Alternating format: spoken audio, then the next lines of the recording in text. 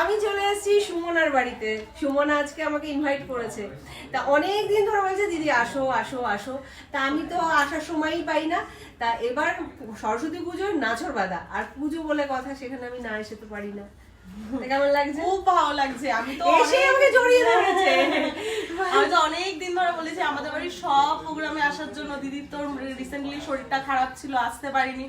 আজকে দেখে এত ভালো লাগছে। অসুস্থ মানুষকে আমি দেখতে যেতে পারিনি, কিন্তু সে আমার বাড়িতে চলে এসেছে। আমি এত সুস্থ হয়ে গেছি। হ্যাঁ, দেখেই বোঝা যাচ্ছে কত রোগা হয়ে গেছে ও।